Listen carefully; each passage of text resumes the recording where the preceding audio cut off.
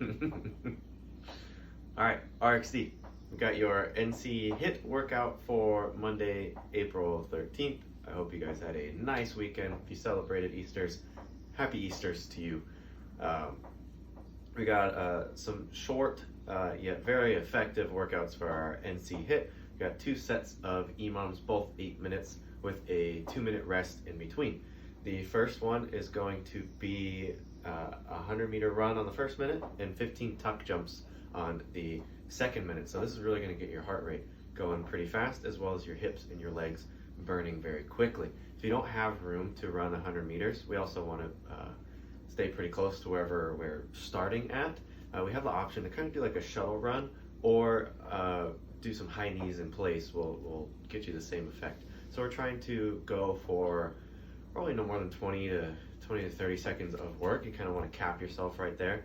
Same thing should be for the tuck jumps. You want to give at least 30 seconds to recover. That way you can move on to the next movement. If you find yourself getting back at like 50-55 seconds, we're doing something wrong and we really need to change it. You should find a little bit more rest for yourself.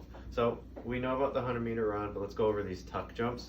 So the tuck jump is basically it's obviously a jumping movement. I'm going to start with my feet underneath my hips. I want to, when I load from my jump, knees go forward just a little bit, hips go back quite a bit. I'm over, my shoulders are covering kind of my feet. My hands go back into my ready position. I'm going to accelerate through that, leave the ground, and I want to pull my knees up as high as I can, or at least to my hip height, and it should look like I'm in a half squat, so but in the air. So it should be like this. And then I want to be able to land and move into the next one. If we don't own the coordination enough to do that, and we find that we're doing this,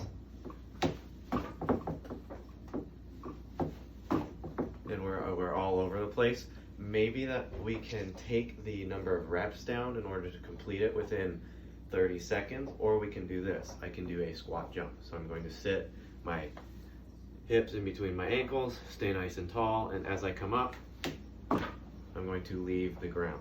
So we can sub for that if the tuck jumps happen to be too difficult. And when you're tired, they actually end up looking something like like this, like you're just jumping in at the beach or something like that. But we want to stay away from that. Once we finish our first 8-minute EMOM, we're going to rest 2 minutes. We want to do our best to kind of stay off the ground, walk around, get everything back down to normal. We have another 8-minute EMOM. The first movement is going to be 15 backpack snatches, and I want to keep you guys to something like a power snatch, even though it says snatch, and for us kind of implies that I'm going to catch myself in a squat, but for you guys that normally means you'll just muscle snatch. I want to get away from that today. Let's at least get a power snatch with our backpack. And the second minute is going to be 10 burpees. So let's go over that pack snatch. I'm going to hold it at the sides. I'm going to start in a position that we're very familiar with if we did yesterday's workout, kind of that sumo stance, just because I need to be able to fit this within my hips. Hips are pretty high, shins are vertical. I'm going to stand the same way that I would that sumo deadlift or that kettlebell swing, just pushing my feet into the ground. I'm going to lock my knees, lock my hips, shrug my shoulders up, elbows go high, flip under, and then get this guy to the ceiling. This is a muscle snatch though. So once I get to this point right here, I need to drop my hips and flick this thing overhead. Hold, stand, come up. And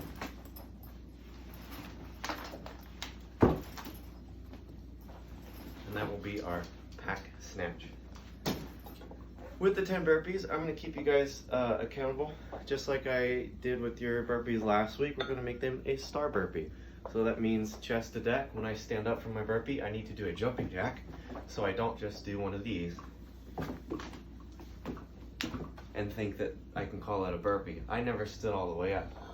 Even when you guys do this, still not all the way up. I have to make sure that that one, this one, this one, and this one are all in a straight line. When I force you to do a jumping jack upright, we are going to get that missing piece. So that is our second 8-minute EMOM. We also have a finisher. It's supposed to be optional. Don't want to make it optional. Let's get some quality core work in. So 2 to 3 sets of a dumbbell or a backpack hollow flutter kick.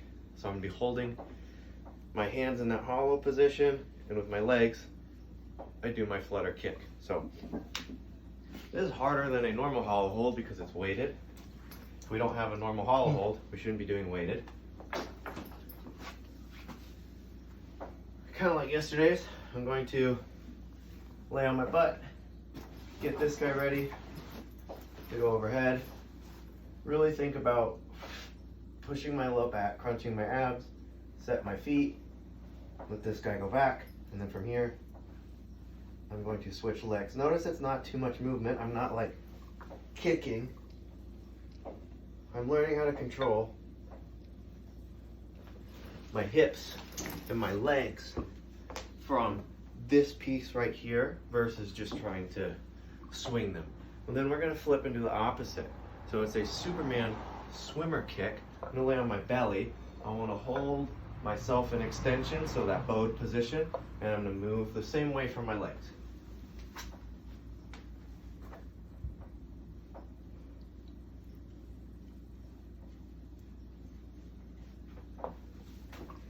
New movement for you guys. It's going to help you understand kind of that low back stability and learn how to squeeze your butt. It's going to feel kind of similar to running in a weird way. So we have 2 to 3 sets of that, 30 seconds of each movement, and rest in between each set for 1 minute. As much as you can handle. Take your time with this, even though there's a little bit of time limit.